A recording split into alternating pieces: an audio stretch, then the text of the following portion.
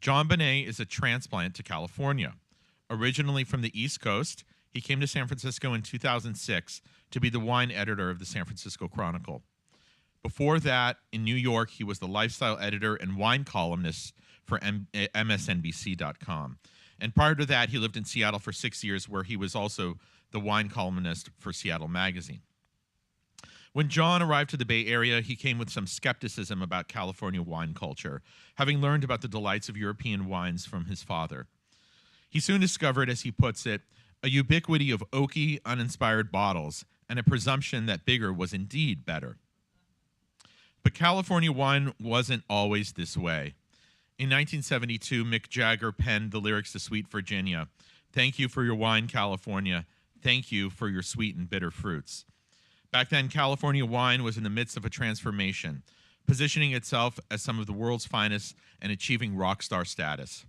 Over the course of the past 7 years, Jon Bonné has dug deep, searching out pioneering small producers who work in styles that truly express the uniqueness of California terroir. That quest is chronicled in his just-released book, The New California Wine, a guide to the producers and wines behind a revolution in taste. In a wonderful article this past Sunday, Jon wrote, "The pioneering spirit among today's small producers is as revolutionary as what took place in the 1970s. 40 years ago, the world came to know California through names like Mondavi and Ridge, Montelena, and Stag's Leap. Now a new generation has emerged to play on a global stage. We're going to meet a few of these revolutionaries tonight, David Hirsch from Hirsch Vineyards and Steve Matthiasson of Matthiasson Wines. But before we hear from them, please give a warm welcome to Jon Bonné." So we're going to talk a fair amount about farming tonight, and the reason for that is that Steve and David are both extraordinary farmers, and I wanted them to come because there are a lot of winemakers who could come and talk with us, but it's worth having folks who can talk about the land. But we're going to work backwards a little bit. So as Brian said, I came here in 2006, and California historically has had a relatively good history of welcoming outsiders, and that dates back to the gold rush, to some extent even before. And that wasn't entirely my experience. People were polite, but there was certainly, I think, a sense that this guy from New York had come out to judge California wine. He was going to have a European palate. He was just going to kind of be one of these East Coast elites who didn't know anything about the West Coast, didn't care. And of course, the worst thing was I was from New York, and if you're in San Francisco, the functionally worst thing that you can be is a New Yorker. So I think what some of the things that people didn't know was, it's true, I had grown up in New York. I had sort of been reared on, to some extent, European wines, but my father, who was trained as a chef and ran a food business, loved wine. He always had it on the table, and that included a lot of wine from California. The Mondavi label was already kind of a familiar sight to me, and when I was just a kid, in 1985, we took a trip to California. I was honestly kind of more interested in the Apple factory in Cupertino, back when they made things in Cupertino, because I was a very young stockholder. But he took us to Napa, he took us to Mondavi, and it was very clear to me then that this was a magical place, that there was something special. I always, to the extent you have it in kind of a young teenager's brain, I knew the wines were great, and I could sense that there was something nearly magical here. And I always had this kind of fixation on California after that. I was determined I was going to go to UCLA and study film. I would sit on my bedroom floor and plot out on a map exactly how I was going to drive out here. None of that ever came to pass. I stayed in New York, went to college, and would take another 20 years before I would finally make my way here. So when I got here, I had this sense of what California had represented. And I also had a sense, because I'd been writing about wine for a number of years by then, that the way that things were kind of in the mid-2000s were radically different than how they had been a generation before. I knew that there was a time when and this is sort of the 70s, people wanted to chase the promise of the possible. There were no rules. You knew that California had once made jug wines. You knew that there were a few kind of crazy dreamers, the Gustav Niebaums of the world with Inglenook, who had decided to throw a ton of money at proving that California was a place for wine. But Prohibition did what it did, and there was a long period before people were willing to really kind of take what was a revolutionary stance at the time, and this was, as Brian said, the Robert Mondavis, the Warren Winiarskis, and so on, who believed that there was a potential out here to show the world that we could do things as well as anyone else. And I kind of knew that right off the bat, because the first thing I did when I got out here was I had to show up and basically choose our winemaker of the year within a couple weeks, which is an interesting task when you're still looking for an apartment. And it was pretty quick that I got to Paul Draper at Ridge Vineyards. And if you know Paul at all, he's been sort of sitting on his mountaintop at Montebello for 50-odd years now, making really one of the great timeless Cabernet-based wines anywhere in the world, and certainly to me, kind of the iconic American wine, which is Ridge Montebello, and then Ridge Geyserville, Lytton Springs, all the other many things that Ridge does. And he does it with this belief that these are wines of place, these are wines that are uniquely American, and they should be embraced. And of course, having done that, he found himself firmly against a more modern wine establishment that kind of moved on, didn't entirely forget Ridge, but just kind of put it in the corner of these old guys who were just recalcitrant and didn't want to embrace where California could go. So of course, I went right out and I chose Paul and put him on the front of the food section, or actually the wine section back then. So obviously, it was clear to me it was going to be a tough couple years. The following year, I chose Josh Jensen from Calera, and Josh, same thing, had spent some time apprenticing in Burgundy and come back in this sort of obsessive 2-year hunt for limestone anywhere in California that he could plant Pinot Noir because he loved it. Finally found it in San Benito County, spending a lot of time poring over mining maps, and founded Calera. Calera became this iconic, brilliant Pinot Noir in the formative days of modern California wine, and then same thing, was promptly forgotten as people decided they wanted to move on. So back then, this was 2007, I knew that there were some signs of hope. There were some potentially great stories to tell out there, and I was going to try and find them. And it didn't take that long. I was sort of foundering for a little bit, and then found this guy named Abe Scherner, who runs a winery called the Scolium Project. And Abe is a former assistant dean at St. John's College and kind of the grand provocateur of modern California wine, in part because he goes to these completely forgotten places, Rio Vista, out sort of the back end of Lodi, chooses these bizarre grapes. No one ever thought that Verdelho, originally from Portugal, would become a thing in California, and yet Abe's kind of pushed it to be there. But it was really that he just was asking all of these slightly naughty questions that the California industry at the time didn't want anyone to ask. So of course that immediately made me want to write about him. So I wrote about him. I kept looking for more people who again, were asking kind of the tough questions. And this was in an era that in the book I refer to really as the era of big flavor, when, hedonism was the only thing that was going to provide critical success in California. You didn't question where a wine was coming from other than kind of a macro way. You knew that there were names, that there were celebrity winemakers, there were rock stars. It was all sort of, it was all kind of very surface and breezy and kind of deliberately intended to not be complicated and to not be snobby. And so what I wanted to find were people who were asking those tough questions. The first of which being, what should wine be in California? And not simply as an industry, wither wine, but as an agricultural product, as a reflection of the farm-to-table beliefs that chefs and that home cooks had really embraced here as nowhere else. That why hadn't wine found its own home in the field? Why hadn't it sort of gone back to being an agricultural product, and that's both one that's based in agriculture, but also specifically a cultural product that food had already sort of gotten to here. the next thing was, again, what had happened to this classic style of wines, these wines that had not only revolutionized the wine world, but really shown the rest of the world that California had absolute talent, it had extraordinary terroir, and it could very, very much compete.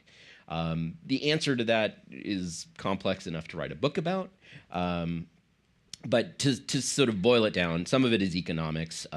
If you want to sell wine earlier, if you want to sort of, not have to take inventory of something for 3 to 5 years, and if you have critical tastes that both are happy to sort of allow that sped up process, that want wine to be drunk rather than cellared, you move very quickly from that classic style into something that is much more approachable, would be the kind word.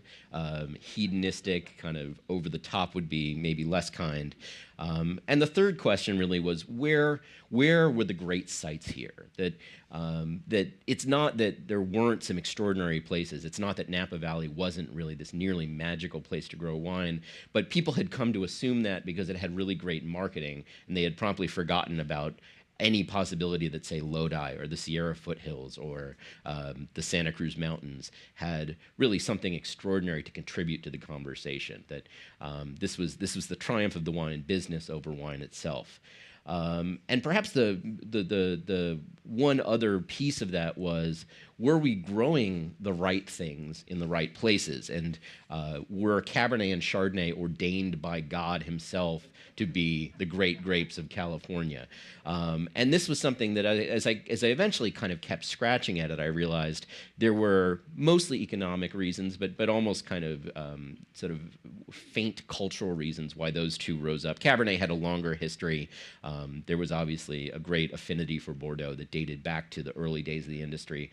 Chardonnay was sort of the white wine that people gravitated to, but it became really interesting to me that even in the mid-'60s, there were less than 200 acres of Chardonnay in California, and there are now 100,000. So clearly, this was not something that was just innately beautiful and wonderful in California. This was a market force at work. And that took me to the work of a guy named Eugene Hilgard, who was in charge of he was at Berkeley, or I guess he was at Cal, because Cal wasn't Berkeley yet necessarily.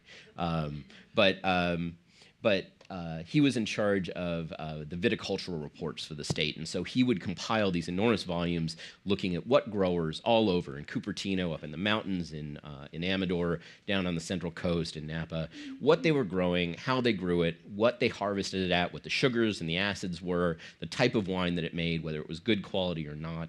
And these were every grape imaginable. You read the table of contents, and it's like walking into a wine shop circa 2013.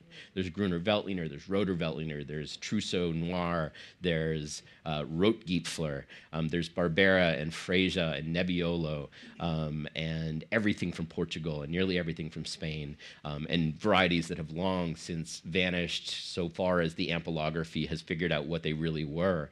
But what was interesting was that really in 125, 130 years ago, there were seriously and officially people asking the questions of what really belongs here, all of which was promptly forgotten.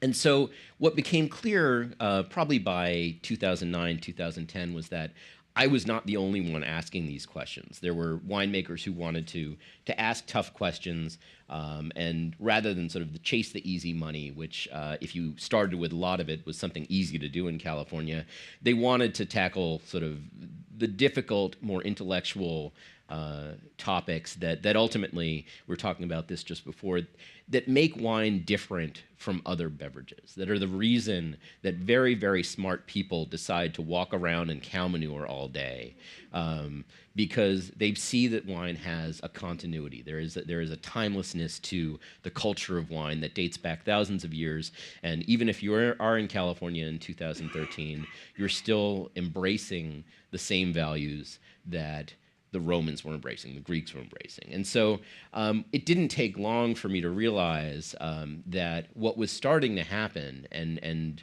would eventually happen much more quickly in the past 3 years, the people who were asking these questions were essentially doing, as Brian said, they were doing the good work that the generation of pioneers 40 years before had done. And they were doing it starting not from this presumption that California couldn't produce anything, but from their dissatisfaction with what California had offered so far, and their belief that the right questions, the crucial questions, weren't being asked, and so clearly weren't being answered.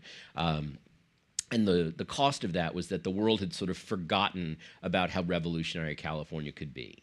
That once you got outside folks who were just looking for 100-point wine and this passel of collectors, and you got outside folks who were just looking for Kendall Jackson Chardonnay, that in a broader cultural sense, the world just didn't care that much about California because they didn't see wines of place. They didn't see wines of intellectual interest.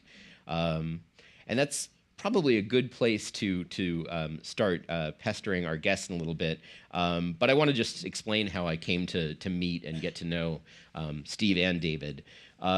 Steve, I got to know through his white blend, which is a combination, going back to Hilgard for a second, of two Italian grapes, Ribolla Gialla and Tokai Friulano, both indigenous to the Friuli region of Italy and far northern Italy, and then two Bordeaux grapes, although Sauvignon Blanc also does double duty in Friuli, Sauvignon Blanc and Semillon. So this mashup of Bordeaux and Friuli, one place in which white wine is absolutely king, one which it's kind of a side note, was not only one of the most interesting wines being made in California, but also one of the best white wines that was being made in the state. So that alone would have been interesting. But as I went up to meet Steve for the first time and drove kind of back into the back 40, right behind sort of working class Napa on the west side of town, and met his wife Jill in their old 1905, I think, Victorian farmhouse, and this little tiny patch of old farmland that they had managed to acquire in a place that otherwise was selling $30 million estates. That they were doing interesting work with wine, and Steve was also a viticulturist for some of the top names in Napa, including Stag's Leap, including David Arthur and a number of other folks. David Arthur? Okay. And functionally what they were doing was bringing an agrarian ideal back to Napa, that this place that had become obsessed with wine palaces and money and scores and oak and alcohol and everything else, that here were two folks who really just wanted to farm. And Jill is actually an extraordinarily talented orchardist. If you ever get a jar of her jam, you should guard it carefully. It's actually in our office. They're now sort of treasure. But they were approaching, and I'm going to let Steve tell you why when he comes up. They were approaching wine in California from the belief that it was still an agricultural product and an agricultural tradition. As for David, it's interesting because I was terrified of David Hirsch long before I ever met him, only because anyone who was really interested and conversant with wine in California knew, or I should say with Pinot Noir in California, knew Hirsch Vineyards, knew that Hirsch Vineyards really was kind of the ne plus ultra of where you got Pinot Noir grapes. Everyone who wanted to make truly great wines, and really sort of the best Pinot Noir winemakers in California, had over time managed to make their way to get some Hirsch fruit. And so the Hirsch name was sort of legend in its way, and I had gotten to taste a couple of wines. And then I was at a tasting, and I met this guy, this kind of, laid-back, mellow guy in a sort of farmer's hat, just pouring his wine, chilling out, doing his thing, and eventually realized that was David, and I had built this ridiculous thing up in my mind that was probably the symptom of California's obsession with largesse getting in my way. So eventually I went to visit him on this sort of awful, rainy, foggy day, and Hirsch is about as far out on the Sonoma coast as you can get. It's outside the town of Cazadero. If anyone knows where Timber Cove is, it's sort of on the ridge line above Timber Cove, and it is not perhaps the easiest place to get to. The easy way to get there is 5 miles up a dirt road. Go into sort of this bunker of a winery office that they had to get out of the cold and the rain, and promptly just was blown away. Within 10 minutes, he's talking about Domaine de la Romanée Conti and the farming practices and the importance of diligence, even if you're at the top of your game. And so over time, it became clear that David was a grand provocateur in the best traditions of really sort of thinking about those tough questions, of thinking about why this crazy place out in the back of the Sonoma coast was providing interesting wines and wasn't sort of the result of a deliberate hunt for terroir, but was just something he had lucked into and then tried to figure out. And really was in a way I had never seen almost anyone else in California until, of course, I started talking to Ted Lemon, who's one of David's very good customers and friends from Literati, was really asking the tough questions about the specificity of place and about what it meant, not to simply say, I'm in California, I want to make good wine, but to say, I'm in this specific place, and this place is important. So with that, I am going to have them both come up and join me, and we're going to get into the fun stuff. Welcome. So, like I said early on, you guys are winemakers as well in your way, but really ultimately you're farmers, and that's rare in California because typically now if you're a winemaker, and to some extent this has always been true, you went out, you found grapes that you thought were decent, you paid money for them, and then you sort of spent your days in the cellar. So, what is the importance of not having that split? And that's the whole thing of it, right. Really. And actually, maybe I'm sort of getting ahead. Do you guys want to just quickly introduce yourselves rather than be the man of mystery who I've now made David out to be? My name is Lulu, and I'm here to, well, basically I'm David Hirsch, and settled out in the Sonoma coast in the 70s, and it was a decimated piece of the rainforest, redwood and fir that had been clear-cut and over pastured with sheep since the Civil War. So it was like I call it Appalachia West. And I just bought it. I think one of the few prescient business moves in my life was realizing in the 70s that California was heading toward 2013 and thought buying a 1,000-acre ranch and putting a fence around it was the best defense. So that's why I wound up there. And there was no electricity, no house, and no desire. I was a big wine drinker, but knew nothing about growing grapes and had no desire to get into that. And like I said, you land on this planet and amazing things happen to you. Yeah. Steve? I'm Steve. That's my wife, Jill, right there. And you can't really talk about Matthiasson wines without talking about both of us.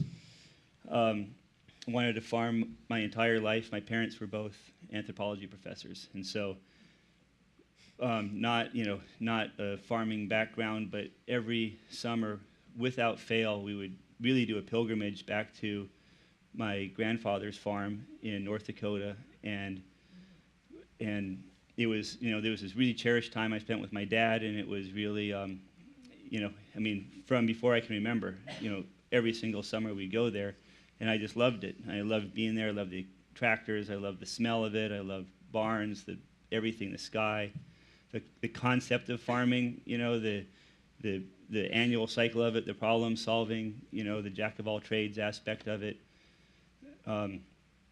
It was just incredibly appealing, and so it took a while to figure out how to make that happen. And garden and such. And at UC Davis in grad school in horticulture, studying international ag development, and I go do an internship for it with a consulting company down in Merced and Modesto that worked on vineyards.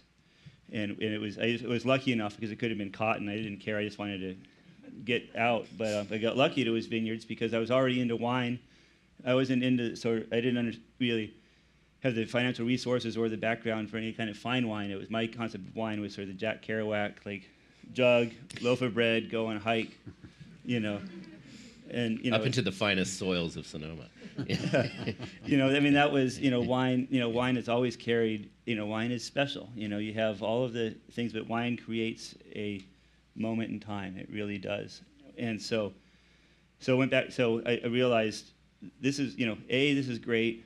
B, I met Jill, who is the program I was interning with for this consulting company was a sustainable agriculture project. It was 20 years ago now, and she was running it. She was working with the Community Alliance with Family Farmers at the time, and then see that Davis had this great viticulture program. So I was like, perfect. I'm going to start taking all these classes, and that was the beginning of its 20-year. I ended up staying with a consulting company and consulting sort of a trade within ag, which is another thing I figured out was if you don't, I remember one of my professors / mentors at Davis would say, well, there's 3 ways to get into farming: marry it, inherit it, or win the lottery.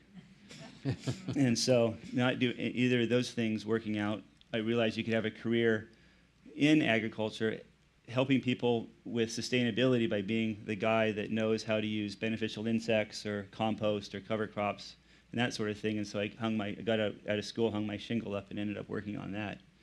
And but it was an interesting time in the wine business, starting in the early '90s, because what Jon was talking about in this sort of change of wine taste in the wine market and the idea of the critics and the influence, that all happened during that time. And so witnessing it from the vineyard perspective, we saw our grapes going longer and longer and longer until they were picked. We saw it changing from the farmer deciding that it was ready and delivering it to the winery to the winemaker deciding it was ready. And so it was pretty traumatic, this evolution for the grower's perspective, because they were losing control over the harvest of their crop. And really the whole vision for what the crop could and would be.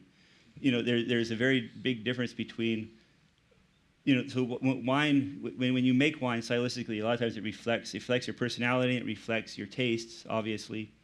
And if you're out in the hot dust all day, you are going to gravitate towards a more refreshing beverage than if you're in a cold cellar all day. And it's really as simple as that. And so... If you're on the portico of your villa all day. Yeah, nice, you're freezing in your polar fleece down in the cave all day and you want something nice and warming. And so the farmers tend to go for the refreshing. And when we started in 2003, that was automatic. We were going to pick the fruit when it still had vibrancy, make wine that had acidity and was refreshing. And that, and so that became our style. And thank God that Jon discovered what we were doing. We started in 2003, and your story in 2009 was about the first press that we got. And there was a stretch in there where going, wow, I guess we like this wine. Now, but yeah. So what happens? I mean, what's from the perspective of 2 guys who actually get out in the field? What is the consequence when you split the role of the guy in the field and the guy in the cellar? What's the impact? You've talked my ear off over the importance of the estate over the years, but what's the impact? What happens? Well, I think the key thing is that what goes on out in the field, and I'm the farmer, I'm not the winemaker, is to quote Hank Williams, I mean, you come very rapidly to realize that you're never going to get out of this world alive. There's just no way you're going to figure this out. And, if you get really fortunate, you start, getting really grateful that you can be in this insoluble riddle. And I think what happens, and I think what Steve was alluding to in the 90s, is that technology, and it came into the vineyard too, but it really started cyclopean-like, with that one eye, no 2 ways about it. We're going to pick on this date, and we're going to put 6 grams of this in and 8 grams of that, and, wait until, this happens and that happens. And you just you start losing the control. And, you get out of the normal cycle, the whole rhythm of life, of the vintage, of learning because of what you can't understand by experimenting. And then things got more expensive. Land got more expensive, equipment, the whole investment. People started talking about we can't afford to have a bad vintage. I mean, that's totally absurd. How can we're not in control of that to begin with, so more manipulation takes place. So you see what I'm getting at? You get more and more distance, and maybe the best example is I planted the first vineyard in 1980, and really for 10 years it was just a hobby. Like I said, I didn't go up there for that. And anecdotally, I think I told you this. The reason I'm farming is that at the age of 40, I was talking to an old aunt. This is 5 years after I planted this little 3-acre vineyard, and she happened to mention that our family had been in grapes and wine in Romania, where my grandfather came from. I was 40 years old. I'd never heard that. I grew up in New York, and we didn't even grow Another New York. geraniums. And that was it. I mean, I kind of had these weird middle-age yearnings about becoming a farmer, which I dismissed as, total absurdity, like have another drink. And so, that's how I got into it. So in 1990, I took it on full-time, moved up there. And I'm sorry, I lost my train of thought. So maybe I had to start right now. What was All right, so I want to stick with that for a second. So Yeah. I mentioned this before. So January 9th, 1994. Oh, that's right. Yeah. You got this kind of these. You got the three kings come to visit, so to speak. Yeah. So what happened? Okay. So anyway, as I said, I started planting all these acres and knew nothing. I mean, I really, which was a blessing in hindsight, I realized. Because I didn't get involved in any of this emerging viticultural technology and consultants and all this, just blind. But the word kind of slowly started getting around that there was something happening on the extreme coast. My good neighbor, I live on Bohan Dillon Road. This is the 5 miles of dirt road. And the Bohans, who have been there since the 1880s as farmers and loggers, had planted some vineyards in the early 70s. And just to show you how things used to work, they went down to the tasting room at Corbel in Guerneville, and they used to make a lot of brandy, So old Mick Bohan, who was one of the salt-of-the-earth individuals, goes in there and says, now what sells the best? So they told him Zinfandel and Cab and this and that. And fortunately, they said, also this Burgundy sells pretty good. I don't think they called it Pinot in those days. So he planted a couple of acres of all this stuff. And the guy that got me to plant vineyards, Jim Beauregard from Santa Cruz, had really amazing, he was a partner in one of the great wineries of the 70s called Felton Empire. And these guys, they bought fruit from Robert Young, one of the first. They were making Baron Auslaces from Central Coast fruit. And you won't believe this. I mean, if you know any of this background, Leo McCloskey was the winemaker. These were like the kind of wines This is the guy that John was yeah. talking about from the 60s and 70s, Incredible wines. So We should say Leo is sort of the master of bringing science into the cellar. Yeah. No, this was afterwards. Well, they went bankrupt. So and then they almost drove the Bohans bankrupt because Jim Beauregard had, after he came to visit my place, he was my drinking buddy. And he was the one that got me to plant this 3 acres. And he started buying the fruit from the Bohans, and they went belly up. And, and the Bohans then swore they'd never sell to anybody less than 1 million cases a year. So that's kind of how all that happened. But anyway, they made in 81, they sold some fruit to a neighbor of mine. It was called Sea Ridge Winery, 2 marine biologists. So they had joined my property. They're gone now. And they won a gold medal at the Sonoma Harvest Fair. So that was really the first gong from the true Sonoma coast. And then Helen Turley and John Wetlaufer got interested, and the flowers started looking around, and Steve Kistler was helping them. So in 94, I got, within 1 month, Ted Lemon, Bert Williams, and Steve Kistler all showed up at my doorstep. And I tell you, other than Calera and Chalon, I couldn't stand. I didn't even know who these guys were. I was still buying Burgundy, to take care of that. So that was really, and I had just gotten electricity, and we were starting to.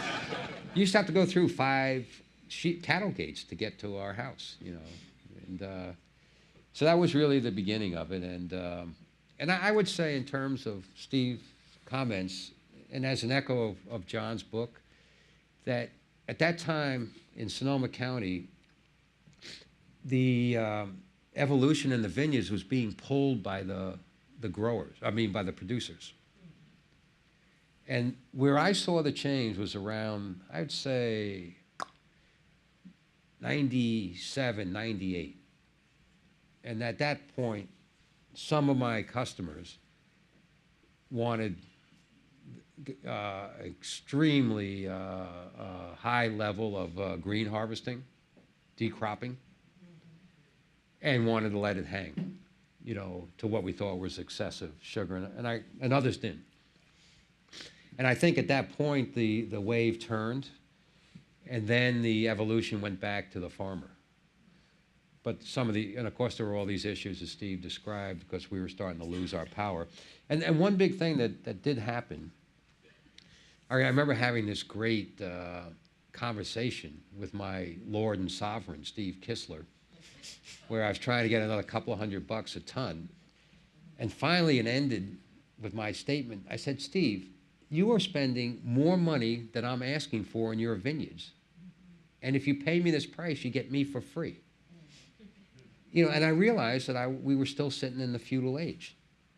So the next year, after that conversation, we entered into acreage agreements.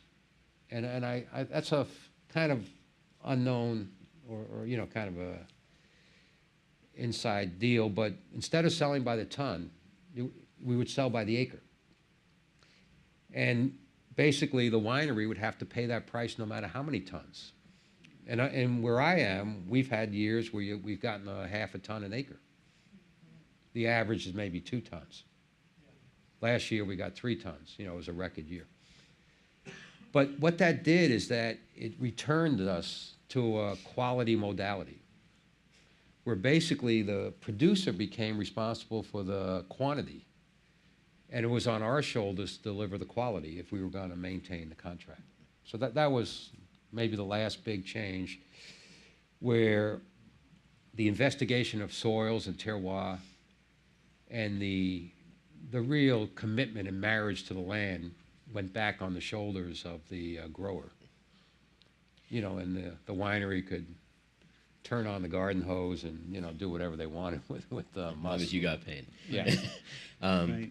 So I I was just going to say the acreage contract is still very rare, but it's really the way things need to go. If we're going to maintain this, because you have the farmers and you have the wineries, and that's part of a California tradition. It's not a worldwide tradition. And since we have this dichotomy, to John's original question, everyone wants to exert control. Everyone wants to have some influence on what they're doing. And so, if it's a mentality. If you're purchasing grapes, you're going to want to put some, your stamp, your creativity onto that wine. If you have control of the vineyard, if you're either farming it yourself or a proxy at least is to have an acreage contract so you can call the shots to a certain degree, then you're less likely to feel you're getting it out of your system at that end by doing a good job of the vineyard. You don't need to put a stamp on it with the wine, and you can let the wine be more transparent. And I think that's a big thing with an estate wine is that you don't need to have your stamp everywhere, and so you can and the vineyard tends to be much more consuming in terms of the scope of the work, and the wine is really just finishing it up. So I really think that then you get into a mode where you're saying, okay, I don't need to do anything to the wine. I've already done all my work, and I just need to not screw it up and get it into the bottle, and then you get more transparent wines. So what happens as a farmer when the dude from the cellar drives up in his BMW, and suddenly they know the ripenesses they want. They want you to push fruit really beyond the point where reasonably it seems like it should be. I mean, what do you do? What do you do as a farmer when you're even with an acreage contract? You're being asked to grow something that is there for sort of flavor and then the manipulation of flavor, but is going to frankly be kind of a pain to deal with as an actual piece of fruit on the vine. Well, I think Steve used the magic word is transparency. I mean, when we decided to build our winery in 2002, it was clear to us that this was only being done in order to have the grapes transformed into wine as the last step of cultivation. You know, we wanted to, and of course that gave us the best gift we've gotten from the winery was immediate feedback. You know, I was severely criticized for putting it at the end of this 5-mile dirt road.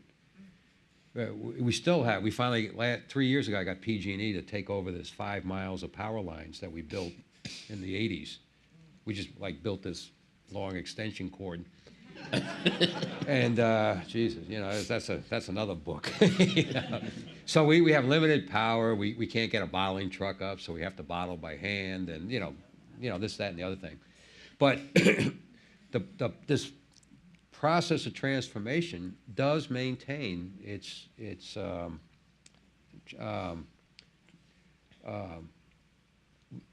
forgot the word already. Jesus. Transparency. Yeah, transparency. Thank you. You know, I think that's the most important thing because wine is alive. You know, and I think that's why it's maintained its position at the center of our lives. Why it's been a sacred instrument, you know, thing, and it really responds back to you. You know, having three test tubes meet in three tubes meet in a tank. You know, and losing all that transparency, so it's just a generic product. It's not really wine. I mean, it might taste pretty good, but it doesn't have that mystery. It doesn't have that vibration that, you know, when you're growing the vines, you can see the response. I mean, if you have gardens, I mean, you can really tell, or a house plant, a plant that knows it's being nurtured and taken care of, as opposed to a plant that along the freeway that a truck comes by every couple of months and sprays something on. And I think it's the same for the wine. So I think that's the big deal. You know, this guy that drives up and he's got his book and and probably doesn't want to pick because the winery's tanks are full. There's really, I don't know, there's really no hope. I mean, yeah. So much for the book. You know, I mean, well, you know, what's his name? Moyex, Chellistoff and Moyex figured out when they were building Dominus. Yeah, they went back and tasted Napa wines into the 20s, and I remember reading the article, and they said around the 60s, you stopped tasting the place and you started tasting the style of the winemaker, and that's exactly the transparency of nature. Of reality starts to be exchanged for the transparency of the personality, so the technology. Yeah, so going to Napa for a second, as well as back to Hilgard. So you were in Napa, you were working for a lot of clients who were growing a lot of Cabernet, and you decide you want to work with Ribolla Gialla and Tokai Friulano, and then at your house you plant Refosco. And you know, if you're going to go all in. So right. what was appealing? Was it the interest in freshness? Was it just trying to find something different than your day job? No, it was no master plan on that, but really as a horticulturalist, as someone who enjoys growing plants, if you like, let's say you're a orchid grower or an orchid collector or a rosarian.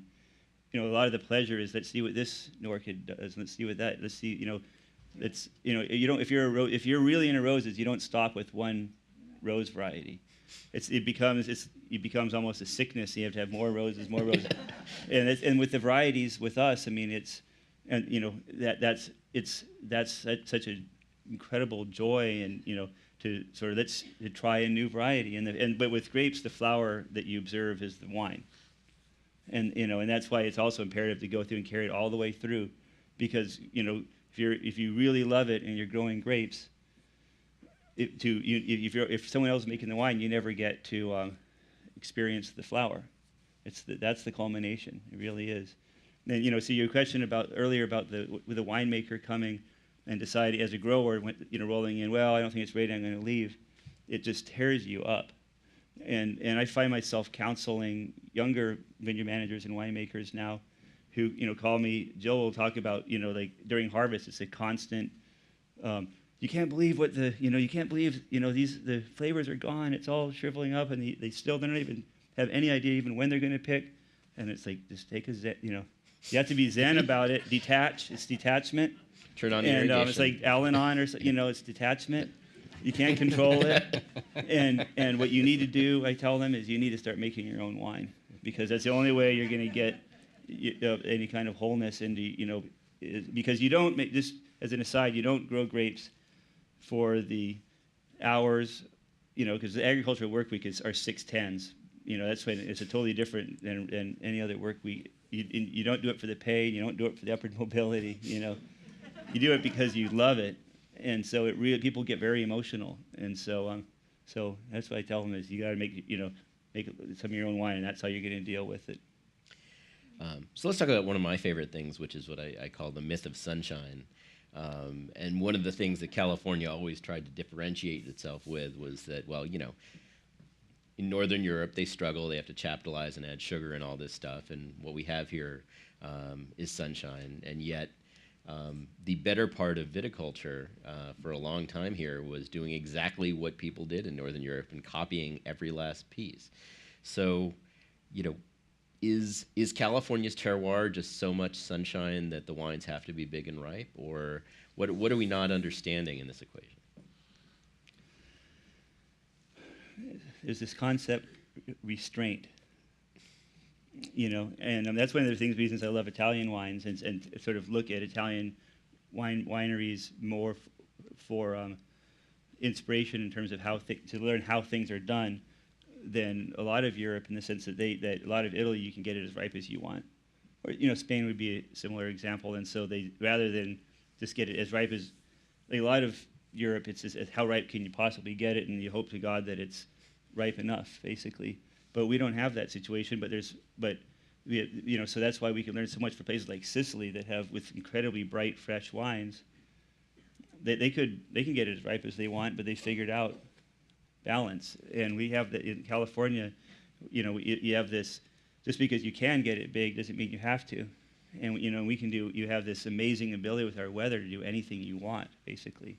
So what do you do? Because this is, this is a topic you and I have talked about, and it's one thing if you're struggling, but it's another thing if you happen to be a viticulturist in Napa, who a lot of people listen to. Okay, well, there's a couple things.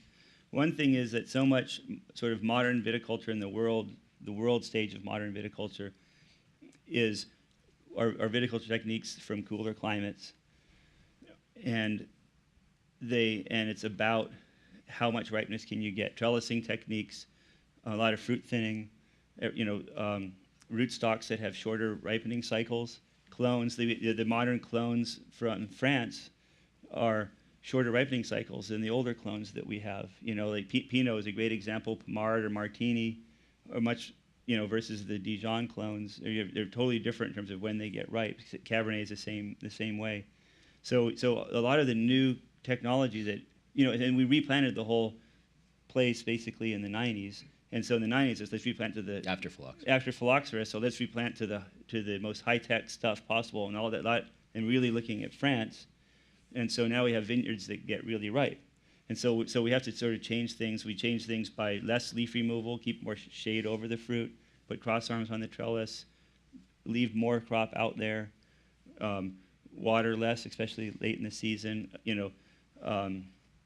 This is for pretty expensive Cabernet. This is for the people who otherwise would be, growing raisins. Yeah. Yep. And then there's a big thing of picking before it gets too ripe, and that's so hard to do as a winemaker walking through and tasting.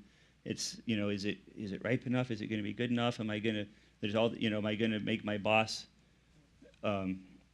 proud? As the reviewers see this wine, is it going to have enough impact? Compared to all my neighbors? Is there a lot of pressure? Your wine's going to be compared to everybody, and so the safe thing is let it get a little bit riper, and I'll be covered. Yeah. And so. One of the first things you disabused me of, David, was the notion that you were sort of stuck out in the cold. Yeah, this is all nonsense. I mean, I mean, you want to be in the, I mean, I lived in Alaska for a couple of years up, and we used to go to work at 50 below. I was young then, so. But, you know, I live in a place where we don't have a climate, we just have weather.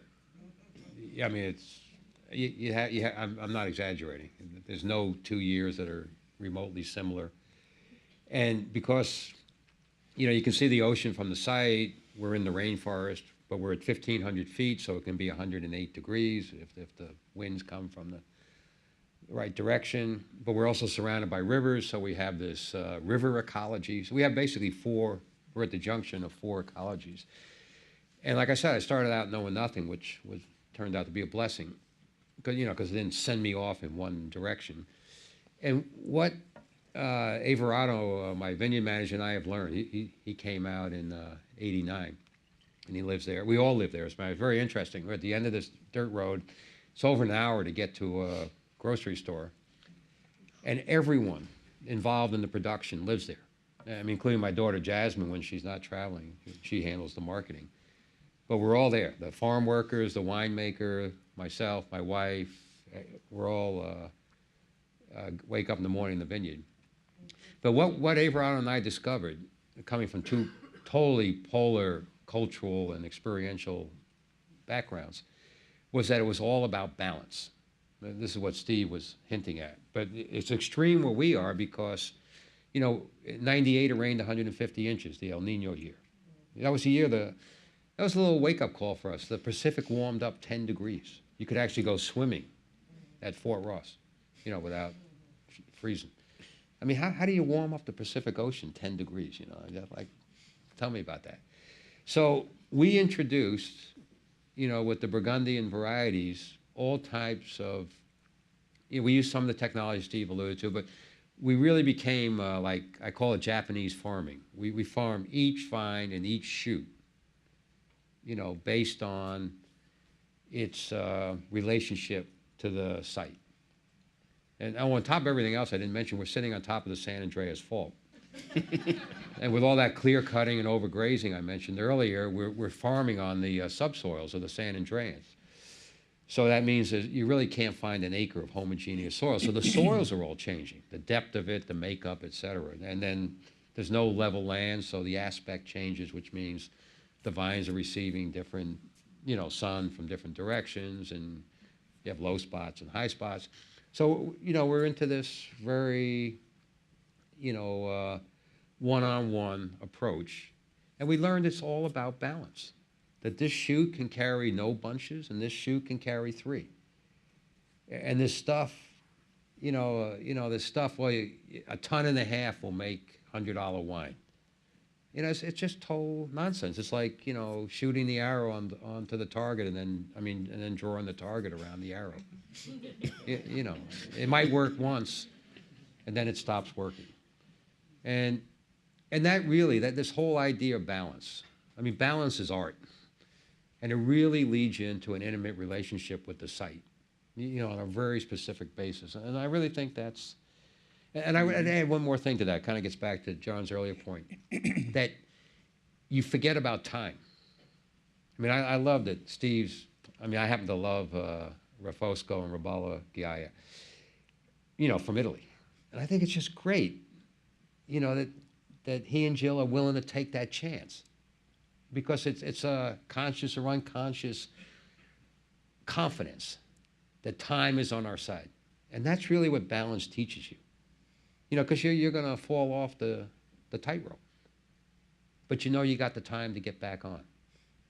And that's a whole different world than farming for scores, where you can't have a bad vintage. We don't even think about that. When I'm farming litterized blocks, remember it's all by acreage, so Ted gets the same blocks, Saduri gets the same blocks, William Sellian gets the same blocks every year. It never enters our mind that we can do a little bit less there than we do in the winery, Hirsch winery blocks. You know, it just become a way of engagement. So I think that's really kind of the differences that you were getting at in your approach, as opposed to, you know, Sure. unilateral approach versus a more So expansive approach. which brings me back to the question of how do you bring agriculture back into it, which in your case obviously is having sort of a self-sustaining farm, and we'll get to biodynamics in a second, but also as I was saying, for you guys to go back to what Napa once was, which was a place where people farmed, Right. like produce, not money. Right. and, it's a great place to farm produce. I mean, like our peaches are phenomenal. The warm days, cool nights, and they're we've been able to find little niches. So we have some areas where the fruit for our peaches that aren't suitable for grapes, and so it works in that regard, I think. And you try to we're trying to find a farming community. It's our farming community isn't additionally like we had envisioned. Our direct neighbors tend to be larger companies that sort of move troops in and move out. But here and there you sort of seek people out. David is, I consider him a peer more so than some close neighbors. It's just probably a 3-hour drive, I would almost think. Like, Yeah. And 2 hours, yeah. and so we have to seek out to find a community of farming, and farming is so much a community. I mean, it's little things like a frost morning, just talking, calling up friends, and how cold was it for you? When did you get up and turn the machines on? And that's part of it. Is that how you kind of fight against the tide of just this programmatic, agriculture as a means of ego? The people actually doing the work are I consider. I mean, we find ourselves, hey, we own this, quote unquote winery, although we don't actually have a winery yet. But I peer wise, we definitely identify with the people doing the work. It's and so for the folks driving the tractors and and the winemakers, showing up for work every day making their wine. I mean, it's those are our peers. What I would like to see more of is some of the frustrated inner winemakers finding ways either in their place of work or on their side to exercise their particular vision.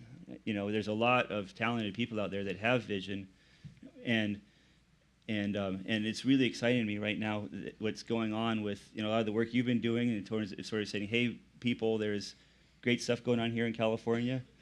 It's starting to it's opening up. Foucault called it the conditions of possibility. Right? You can't do something new if there's no room to do it, and so room is starting to appear, and we're starting to see all kind of interesting little wines popping up, and it's really exciting. And I think it really is the tip of the iceberg. We're going to see a lot of people realizing, wow, I don't have money, but I do have a vision, and I bet I could actually sell this wine, and doing it. And so it's pretty exciting time. There's another side to that, though. That I think it's pretty obvious. Anyone that goes to Ferry Plaza or the farmers markets, or eats at these amazing restaurants, that most of which now have a connection if they don't own a farm. So the food's very fresh. But the other side of it is, and this I was thinking about from what you said. I mean, when I bought this ranch, I mentioned that I was kind of looking for a retreat, because I had the idea, the sense that California was verging on becoming a subdivision. And this 1,000 acres we have, I have 3 kids, 2 grandkids, and like I said, I have a whole bunch of people living there, and we'd like to have more people living there, but I'm entitled by zoning to 4 houses.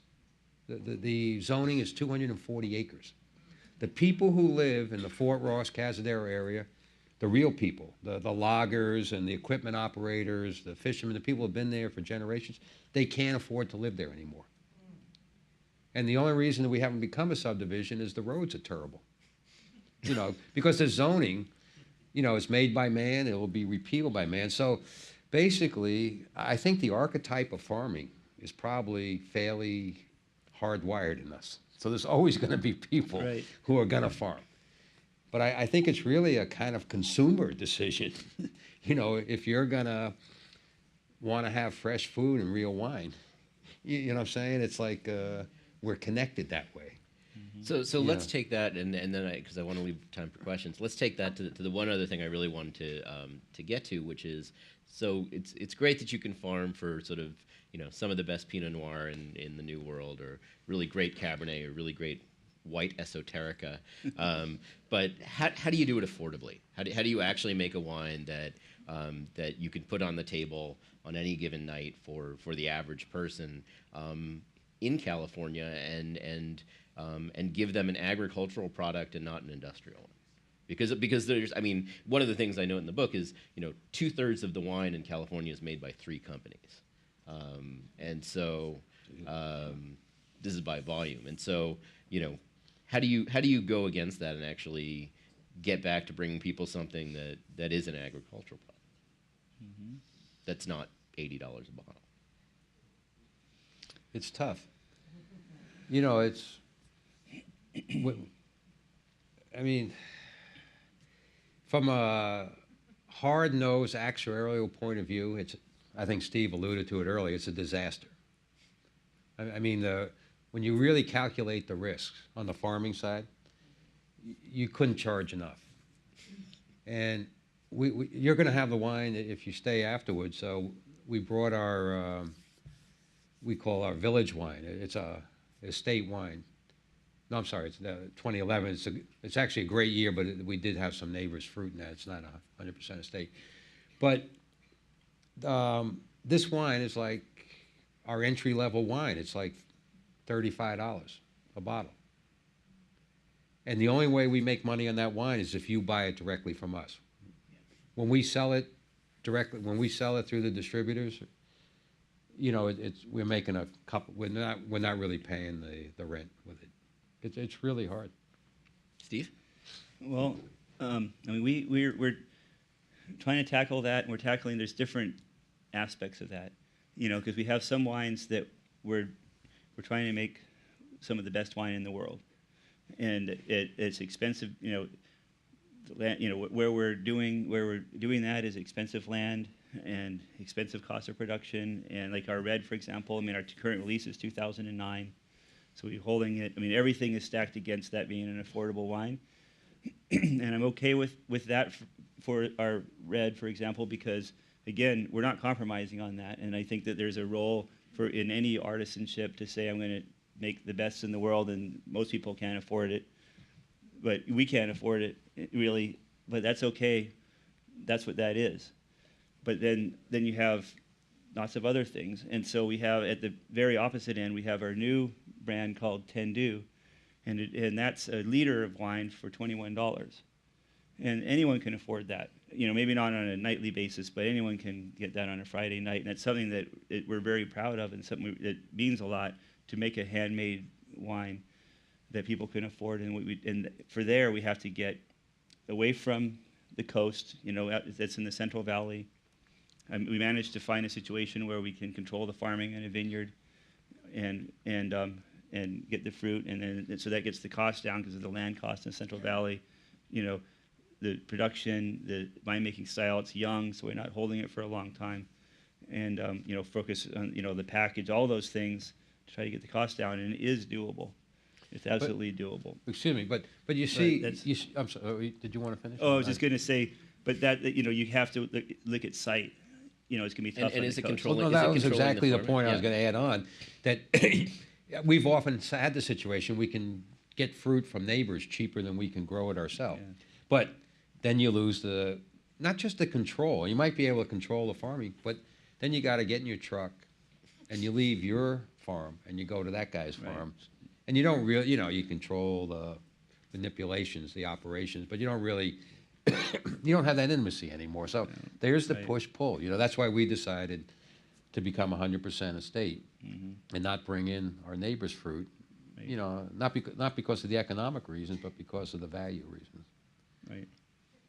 I think now's probably a good time to start with questions, and Brian is going to help with it. And I think we've got at least one already. We have mics on.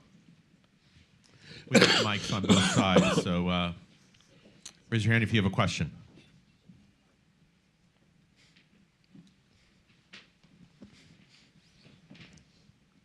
Okay, the first question's on your right.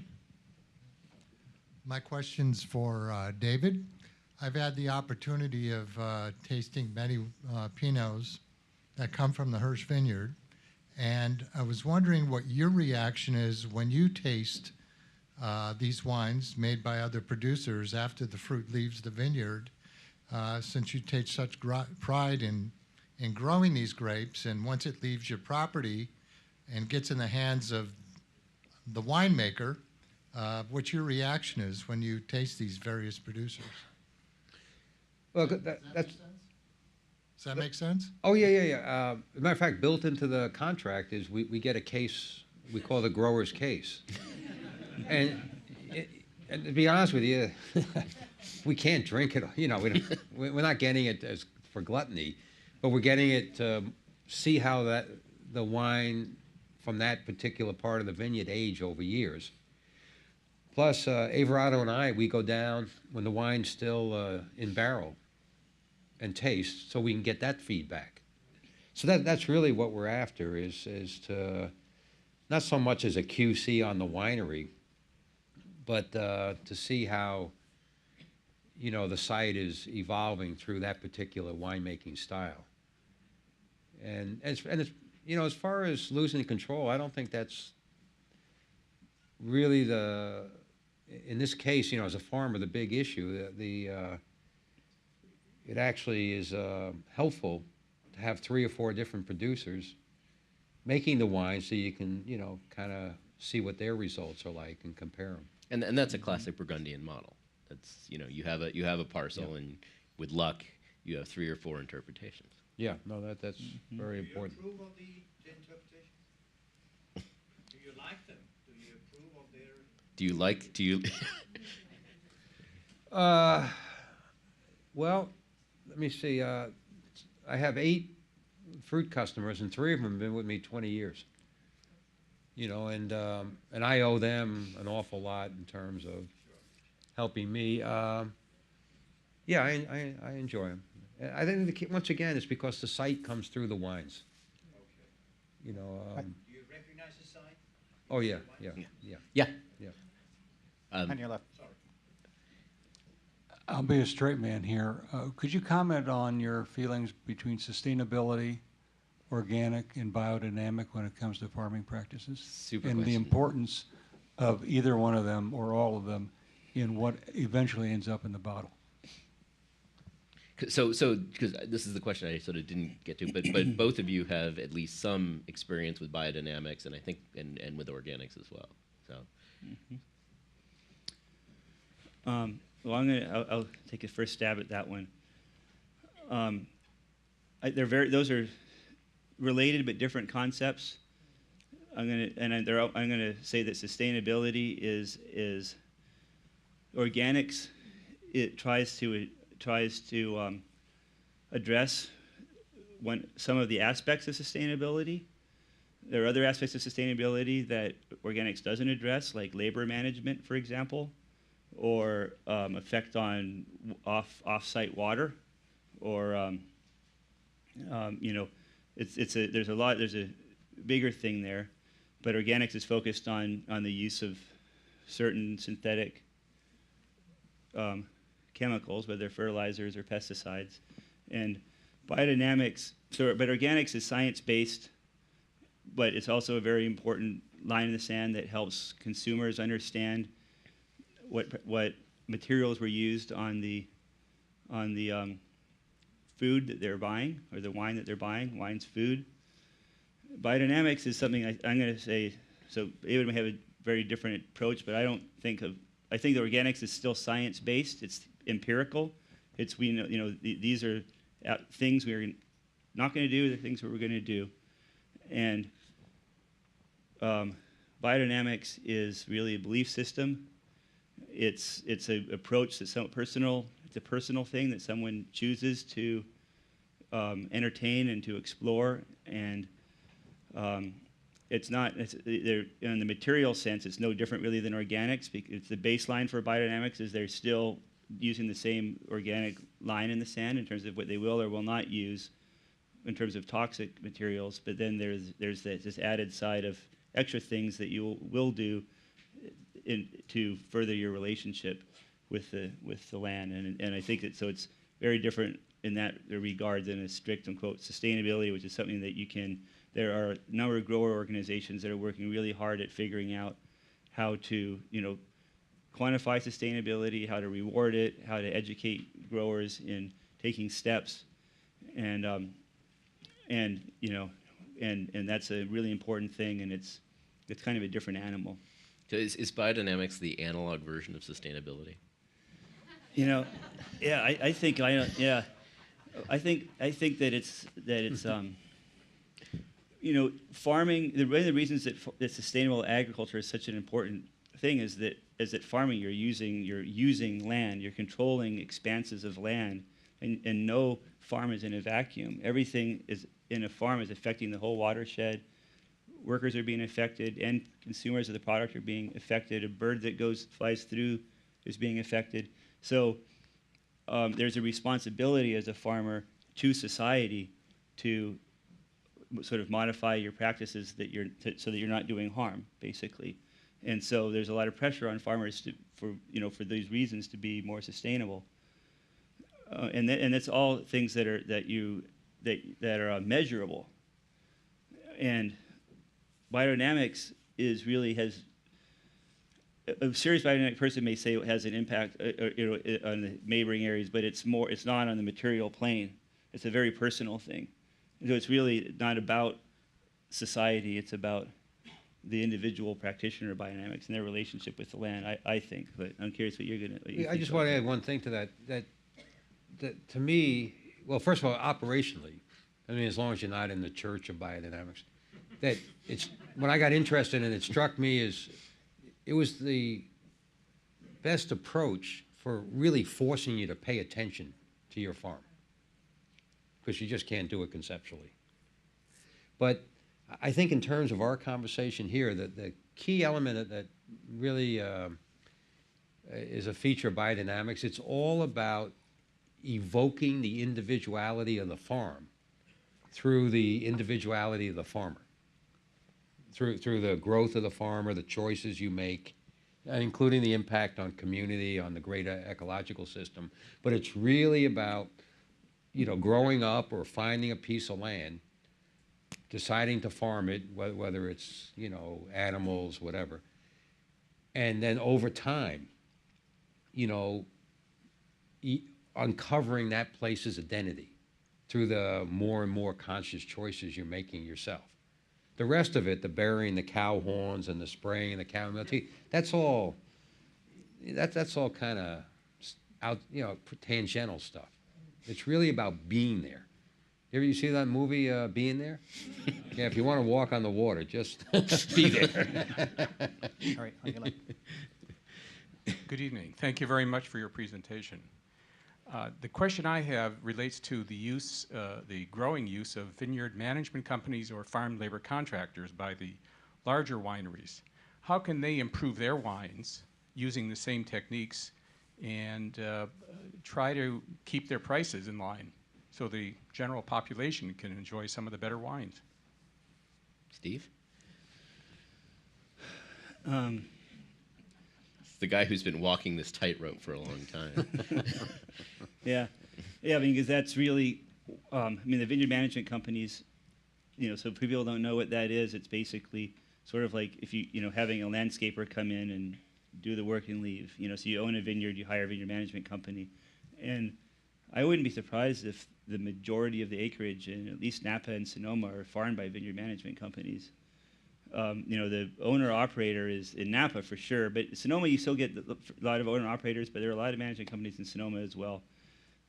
And so that's totally changed things. And boy, I don't know, because back to the concept of having a relationship with a piece of land, and it's a very different dynamic. And I know that some of the very high-end wineries that I work for, like Arajo, for example, they stopped using the vineyard management company and went back to being in-house 10 or so years ago because they felt that that's what they needed to do in order to take their quality even higher.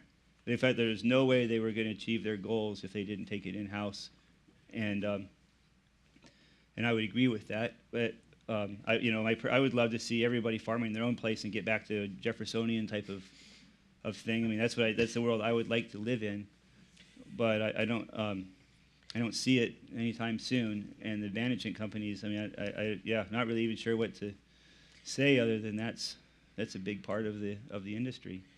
Probably the biggest answer is it's really describes two different businesses, two different products. Mm-hmm. And I'm not judging the larger, company product, but it's really completely different than what we're doing. Yeah, it's. And a lot of the management companies are friends of mine, and they have the same situation that we were in, where they wanted to farm and they didn't have a farm. Yeah. And so you can hire some people and get a couple tractors and go farm for someone that has land. And so there's not to say that there isn't a lot of passion among vineyard management companies. They're very, it's very diverse, just like anything else. But you have very passionate, committed farmers doing vineyard management, and you have just straight corporate, we don't care, and everything in between. I just want to just quickly add, because there's a chapter in the book that deals with table wine, which I think is kind of one of the thorniest issues in California. And I think that there's some, not to point fingers, but I'll point fingers. I think there's a fair amount of blame to go around for sort of the quality of the farming and the quality of the fruit that goes into a lot of table wines and a lot of industrial wines. One of the things that is worth acknowledging is that most wine writers haven't done a very good job of really asking tough questions about what sort of purported sustainability means, because every large wine company is now talking about sustainability as a sort of form of greenwashing. And the other thing is that it's been very expedient for consumers to not ask those questions as well. And even sort of very scrupulous buyers, in the sort of Whole Foods realms, it's been an awkward conversation for people to talk about the industrial nature of a lot of the farming that goes into a lot of the wines on the shelf, because people are still so price sensitive. And it's still a difficult proposition to go out and say, the reason you have a $6 wine or an $8 wine is because these less than ideal decisions were made all the way up the chain. Right. I think we have time for one more question. It's over here. Hey, thanks, guys. So we talked a lot about the role of the farmer here and how that has been changing over time. But earlier in your opening remarks, you alluded to Abe, who is a producer without a farm. So how do you see the role of the producer, the winemaker, tying into this return to agriculture, as you put it? Yeah, Abe is either a winemaker without a farm or a crazed philosopher who likes to play with grape juice. I think that's the fundamental tension that is there for the modern winemaker in California. Again, there's a chunk of the book that deals with this, which is that functionally, as a relatively new winemaker here, you will never have the opportunity to own your own land. The economics are just against you. And so, in Abe's case, it was some matter of saying, well, I'm going to go out and hunt for places that interest me and grapes that interest me and look at sort of the utterly improbable and then make wine out of it as this kind of grand exploration that may sometimes work, and hopefully I can sell it. It's maybe not the slickest business model in the world, but but I think that there's folks who are doing that maybe less far out on the curve, but who are simply saying, I believe that there's a culture to this. I want to be a part of it. I want to sort of look at these difficult questions about what the meaning of California wine is, and knowing that I'm not going to go find my own land. I'm either going to share crop, essentially, which is functionally what leasing is, but there's different ways to do it. But essentially to start taking back more of the farming controls and inputs yourself, or I'm going to kind of haggle with growers who will get me closer to what I want so that I can make what I want. And I think there's no easy answers. I think, like I said, economics have left us with a difficult path, but one that there's enough people pursuing that I could fill a book with them. Right. Thanks, everyone. We have the wine tasting, the book signing afterwards. Please be patient. There's a lot of you, but give a big round of applause to these folks for coming. And thank all of you.